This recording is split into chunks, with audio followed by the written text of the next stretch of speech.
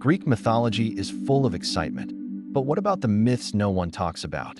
The quiet ones, the slow ones, the ones where no one turns into a bull or throws lightning at their ex tonight. Those are exactly the stories that will carry you into sleep. No battles, no prophecies, just mild divine inconveniences and a lot of sitting around thinking about olives. Hey guys, tonight we're going all the way back to ancient Greece, but not the dramatic part. Not the part with angry gods shouting in the sky or heroes doing cardio with swords.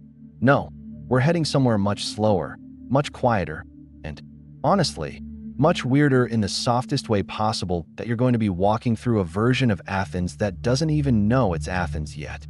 It's not a city. It's more of a dusty idea, with a few shrubs and a suspiciously ambitious hill. Somewhere out here, two gods are about to engage in a competition. Not the kind with blood and shouting. No, this is a gardening contest. Kind of. And it will somehow decide the future name of the city. You probably wouldn't survive it.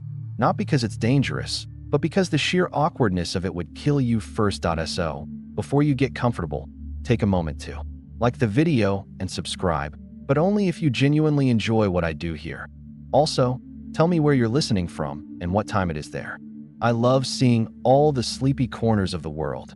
Now, dim the lights, maybe turn on a fan for that soft background hum, and let's ease into tonight's journey together. You arrive barefoot, which seems appropriate.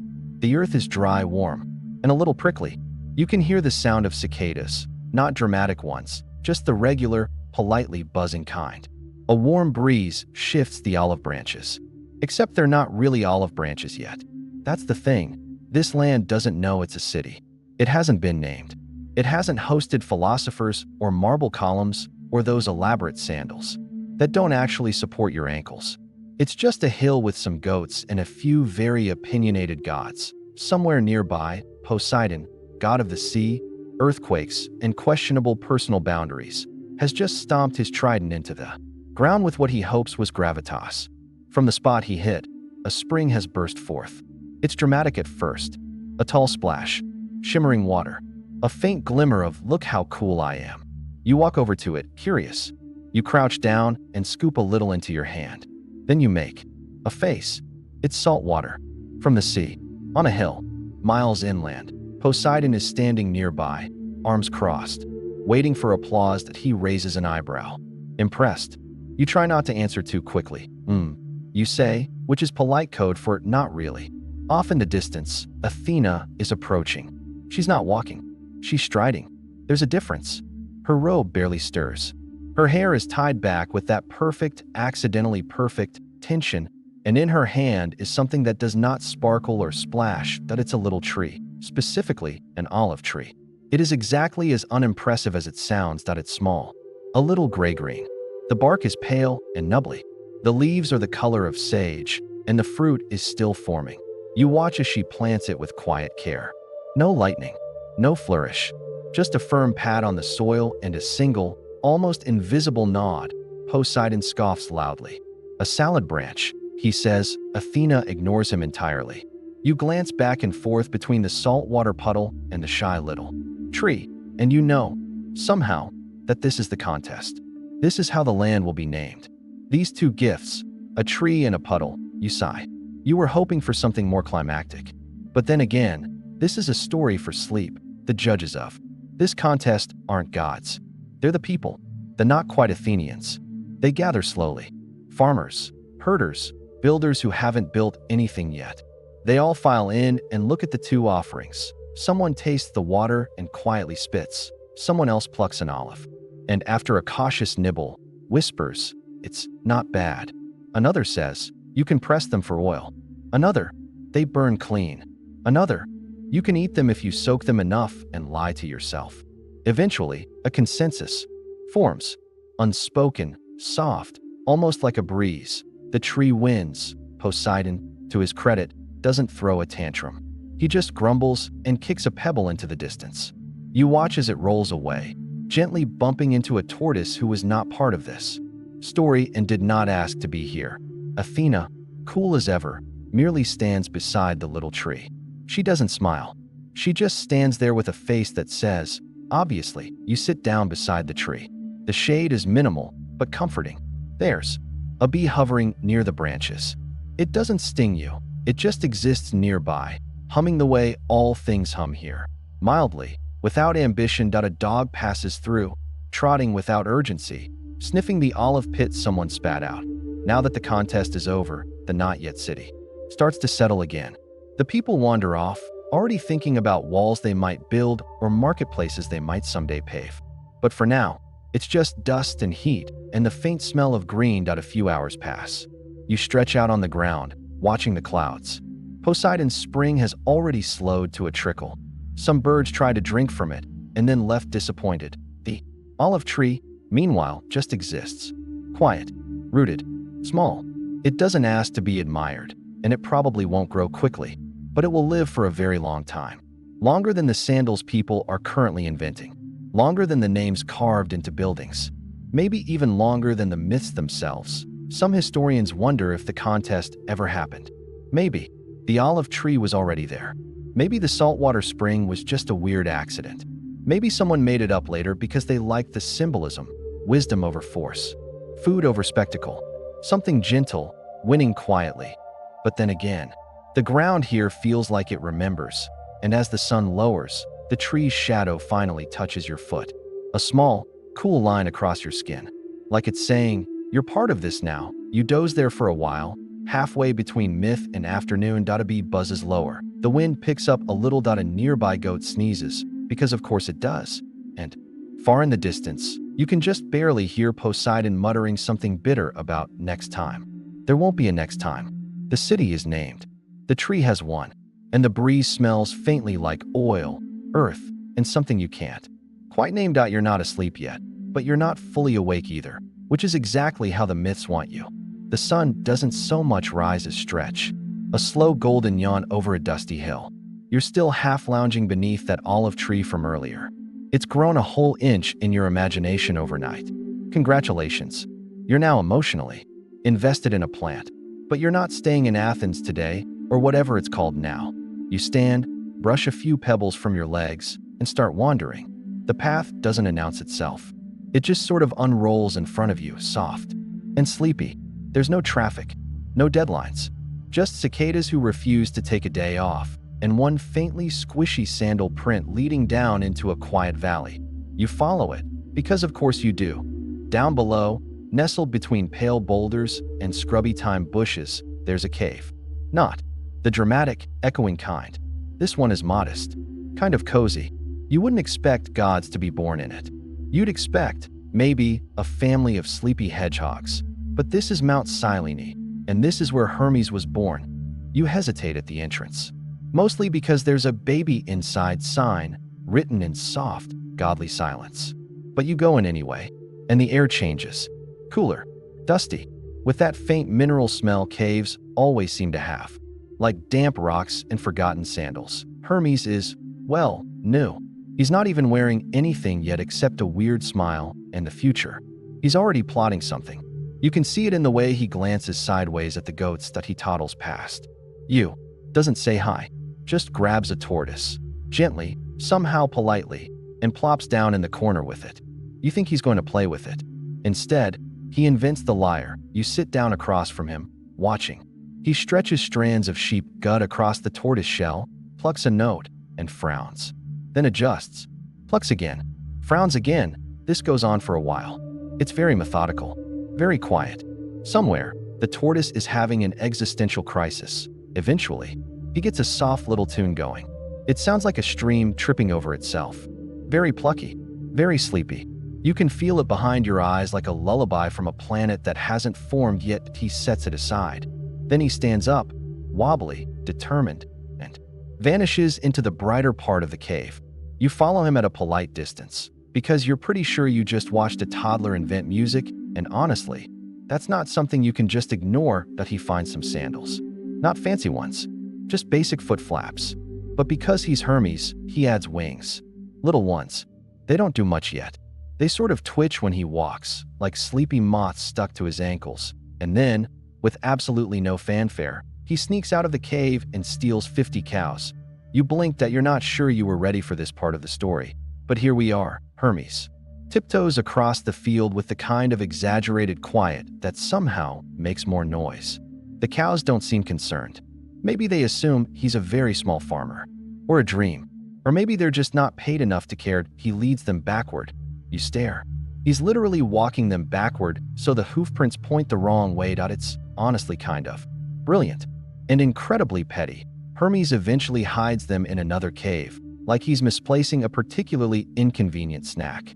Then he sits down, pulls out his brand new lyre, and starts playing again, calm as anything. This is the moment Apollo finds him. Now, Apollo has big brother energy, the kind that's always just a little bit too confident. He arrives glowing slightly, smelling like sunlight and effort. He's already mid-ramp by the time he reaches the mouth of the cave. Someone stole my cows, he declares to the world, or at least to the goats who are not interested. Hermes looks up, smiles, plucks a note. I'm literally a baby, he says. You cough to hide a laugh. Apollo is not amused. He launches into a lecture about livestock, ownership, divine property rights, and probably some ancient version of receipts. Hermes listens with half an ear, then interrupts by offering him the lyre. Here, Apollo, you were angry.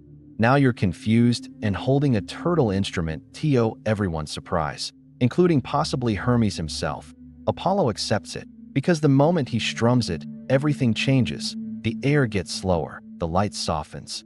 Even the cows, still, misplaced, sigh audibly. This is the moment mythologists love to overanalyze. The trade, the birth of music, the shifting roles of gods. But honestly, it just looks like two brothers figuring out how to stop yelling at each other using instruments instead of fists. You sit on a warm rock nearby, watching Apollo gently pluck a tune while Hermes kicks his legs like a smug toddler. The breeze has returned, lazy and content. There's a goat chewing something it absolutely shouldn't be chewing. Everything feels still. One historical fact that survives this story is the lyre. It becomes sacred to Apollo. He doesn't invent it, but he owns it now, technically. It's weird how many important things in mythology were just casually swapped or borrowed like sweaters. But here's the quirky detail people skip. Hermes also invents lying. Today, in this very story, his first fibs are playful, harmless, like, I didn't steal your cows, while chewing on beef jerky. But this quiet, backward-walking mischief will shape how Greeks understood luck, trade, and even dreams. Historians still wonder how much of this was symbolic. Maybe Hermes didn't steal literal cows. Maybe it was a metaphor for shifting power between gods.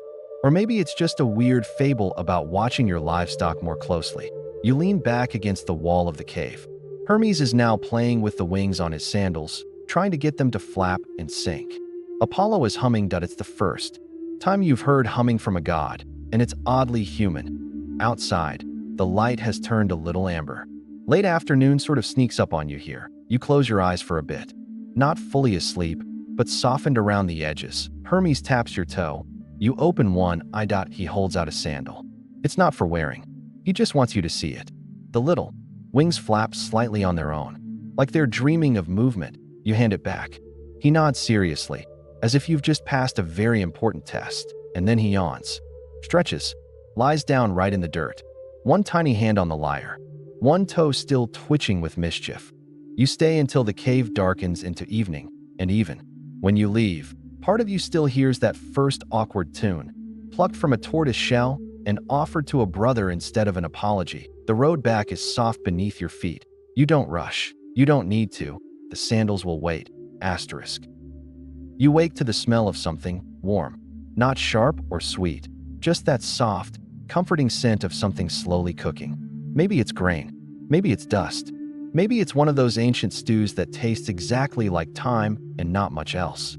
You follow the scent before you've even opened your eyes properly, padding down a stone path that didn't exist yesterday. There's no hurry. This story doesn't believe in running. The path leads you to a simple hearth, not a grand altar or golden palace, just a square slab of stone with a few coals glowing faintly beneath an iron pot.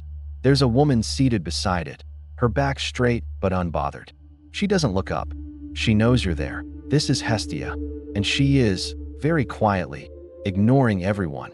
You sit nearby without asking. There's no throne here, no lightning bolt, just ash, a few tired carrots, and a peace so thick you could float in it. Other gods make themselves known. They descend in flames or peacocks or overly dramatic metaphors. But Hestia just stays. She doesn't need to announce anything. She's already here. She was always here. She stirs the pot. Steam drifts lazily into the morning light. Somewhere, an olive pops. You look around. This isn't Olympus. Not really. It's more like the forgotten hallway just off Olympus. The place the other gods pass through, make a mess in, and immediately abandon when war is announced. But Hestia never leaves, and that's the thing. While Athena is strategizing, and Hermes is inventing, and Dionysus is passed out on someone's donkey, Hestia is here, boiling water, minding the flame, making sure the gods don't burn down their own house from sheer emotional negligence. She adds a pinch of something from a cloth pouch. You can't tell what it is. Maybe salt. Maybe crushed laurel. It smells like a memory you can't quite place that a goat wanders in. It's not hers, but she gives it a look, and it settles down without argument. She stirs again, not a word spoken, which is, in itself, a kind of magic. You glance at the walls. There are little signs of her everywhere. A broom leaning against a post. A loaf of bread cooling on a cracked tile. A spoon that has definitely stirred 1,000 soups. Once, Hestia was offered a throne on Olympus. A real one. Cushioned, polished, named after her. She declined, gave it to Dionysus. Said something about needing to be near the fire. Historians agree on that part. Hestia is the only Olympian who stepped away from official status without fuss. No exile, no scandal, just a quiet choice. They still argue about what that means. Was she humble? Wise? Tired? Maybe she just liked being useful. She ladles a little stew into a clay bowl and hands it to you without looking. It's hot, barely salted, and tastes like someone cared just enough that it's perfect. You sip slowly. Hestia takes out a small cloth and starts polishing a wooden spoon. Not because it's dirty, just because she likes the rhythm of it. Outside, you can hear yelling. Probably Ares again. Or maybe Apollo discovered another prophecy and is trying to get everyone to listen to his new song. No one here moves. The fire doesn't even flicker. You ask her a question. It's something like, "Don't you want to do more?" She smiles faintly, the kind of smile you'd miss if you blinked. "I'm already doing more," she says, and that's it. The goats are asleep now. The spoon shines just a little. You finish your stew. A bird hops through the open doorway, pecks at a crumb, then leaves like it had an appointment elsewhere. There's a comfort here that no other part of Olympus offers. No riddles, no quests, no deeply symbolic punishments. Just warmth and the gentle dignity of repetition. The coals in the hearth never die. They dim, they rest, but they don't go out. Hestia tends them without needing to be seen, which is why, in almost every ancient Greek home, she's the one god who was always honored first. Not out of fear or ambition, but respect. That it's easy to forget the goddess of the hearth. She doesn't command armies or meddle in mortal drama, but her absence would be louder than thunder. You lean against the wall. It's warm behind your back. Not hot, not flashy, just steady, like someone put time in a blanket and folded it around you. The fire snaps softly. The sound is barely a sound, more like punctuation to the air. She turns one of the carrots in the pot. You ask if she's waiting for someone. She shrugs. "Not really," she says. "But it's nice when people stop by." You don't say anything else. You just sit with her. Two beings watching the same stew simmer at the exact right pace. There's a cat now. It wasn't there before, but it is now. It curls up next to your leg like you belong here. Maybe you do. No one needs you to prove anything here. Not your bravery, not your cleverness, not even your pronunciation of gyro. Outside, a storm rumbles. Ares again, probably. Hestia doesn't react. She pokes the fire just once, then sets the poker aside. The smell of olive wood and thyme thickens slightly, soft as a lullaby with no melody. Some scholars once argued that Hestia isn't a character at all, just a symbol, an idea, a concept for domestic order. But those scholars probably never sat beside her hearth, in this in-between place, where peace simmers like a soup no one needs to name. You rest your head against the wall and close your eyes. Not asleep, just tucked, and by the presence of someone who's always quietly watching the pot, keeping it from boiling over. No heroism, no monsters, just one immortal being who knows that warmth is a kind of power, too. You could stay here forever. The goat snores, the spoon cools, the fire hums gently, like it knows you're drifting. And Hestia, still seated, still silent, adds one more pinch of something into the pot, then gives it a single, satisfied stir.